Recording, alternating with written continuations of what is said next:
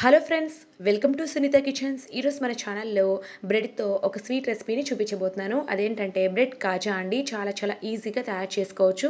తక్కువ ఇంగ్రీడియంట్స్తో చాలా టేస్టీగా తయారు చేసుకోవచ్చు. ఇప్పుడు తయారీ విధానాన్ని చూసేద్దాము. ముందుగా స్టవ్ వెలిగించుకొని ఒక గిన్నె పెట్టుకొని ఇందులోకి హాఫ్ కప్పు పంచదార వేసుకోవాలి. అలాగే హాఫ్ కప్పు నీళ్లు పోసుకొని ఇప్పుడు పంచదార అంతా కూడా కరిగే విధంగా మనం స్పూన్తో కలియబెట్టుకుంటూ మరిగించుకోవాలి. ఈ పంచదార పాకాన్ని సుమారుగా ఒక 12 నిమిషాల పాటు లో ఫ్లేమ్లో బాగా మరిగించాలి. అప్పుడే పాకం అనేది బాగా దగ్గర పడుతుందండి. ఈ బ్రెడ్ కాజాకి ఈ పంచదార పాకం అనేది బాగా చిక్కగా ఉండాలన్నమాట. ఇలాగా కంటిన్యూస్గా కలుపుకుంటూ మరిగించుకుందాము. కాసేపటి తర్వాత చూస్తే పాకం అనేది రెడీ అయిపోయిందండి. బాగా చిక్కగా తయారైపోయింది.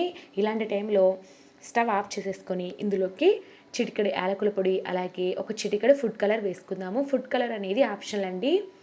ఇప్పుడు పాకం రెడీ అయిపోయినట్లే ఈ గిన్నెని పక్కన పెట్టేసుకొని ఇప్పుడు స్టవ్ మీద డీప్ ఫ్రైకి సరిపడా ఆయిల్ని ఒక కడాయిలో వేసి బాగా వేడి చేసుకోవాలి.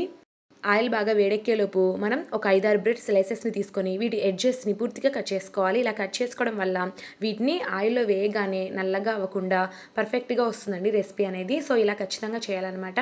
ఈ ఎడ్జెస్ని మనం పడేయకుండా టీలో కానీ పాలల్లో కానీ తినేసేయచ్చు. ఇప్పుడు ఇలా కట్ చేసి పెట్టుకున్న బ్రెడ్ స్లైసెస్ని 2 ట్రయాంగిల్స్లా కట్ చేసుకోవాలి. చూస్తున్నారు కదా, ఇలాగా ఈవెన్గా కట్ చేసుకోవాలి. ఇలాగైనా కట్ చేసుకోవచ్చు, లేదా రౌండ్ షేప్లో అయినా కట్ చేసుకోవచ్చు అండి. అది మీ ఇష్టం అనమాట. నేనైతే ఈ విధంగా కట్ చేస్తున్నాను, ట్రయాంగిల్స్ లాగా. ఆయిల్ బాగా వేడెక్కిందండి. ఇప్పుడు ఈ బ్రెడ్ స్లైసెస్ని మనం వేయించుకుందాము. ఫ్లేమ్ని మీడియం ఫ్లేమ్లో పెట్టుకొని ఈ బ్రెడ్ స్లైసెస్ని బాగా ఎర్రగా వేపుకోవాలన్నమాట. బాగా క్రంచీగా వచ్చేంత వరకు వేయించుకోవాలండి. త్వరగానే వేగిపోతాయి. ఒక 2-3 నిమిషాల్లో బాగా వేగిపోతాయి అన్నమాట. అది కూడా మీడియం ఫ్లేమ్లోనే వేయించుకోండి. హై ఫ్లేమ్లో వేయించితే వేసిన వెంటనే నల్లగా అయిపోతాయి. సో మీడియం ఫ్లేమ్లో పెట్టుకొని బాగా ఎర్రగా అయ్యేంత వరకు వేయించుకోండి. 2-3 నిమిషాలు బాగా వేయించుకున్న తర్వాత చూస్తున్నారు కదా, బాగా ఎర్రగా వేగిపోయాయి. ఇప్పుడు వీటిని కిచెన్ టిష్యూస్లోకి తీసేసుకుందాము. ఇలాగా మొత్తం బ్రెడ్ స్లైసెస్ని వేయించుకొని పక్కన పెట్టుకోవాలి. వేయించి పెట్టుకున్న బ్రెడ్ స్లైసెస్ని ఇప్పుడు పంచదార పాకంలో వేసుకుందాము. అన్నీ ఒకేసారి యాడ్ చేయకుండా ఇలాగా గిన్నెకి సరిపడా వేసి పెట్టేసుకోండి. ఇప్పుడు 1 నిమిషం పాటు ఇలానే పెట్టేసుకోవాలి. 1 నిమిషం తర్వాత వీటిని రెండో వైపుకి కూడా ఫ్లిప్ చేసుకొని అటువైపు కూడా 1 నిమిషం పాటు ఇలానే ఉంచుకోవాలన్నమాట. ఎక్కువసేపు వేయాల్సిన అవసరం లేదండి. ఇవి బాగా క్రంచీగా వేపుకున్నాం కదా, బాగా పీల్చుకుంటాయి, కానీ సాఫ్ట్గా మాత్రం కావు. 1 నిమిషం అయిన తర్వాత మనకి బ్రెడ్ కాజా అనేది రెడీ అయిపోయిందండి వేడివేడిగా. ఇప్పుడు ఒక సర్వింగ్ ప్లేట్లోకి తీసేసుకుందాము.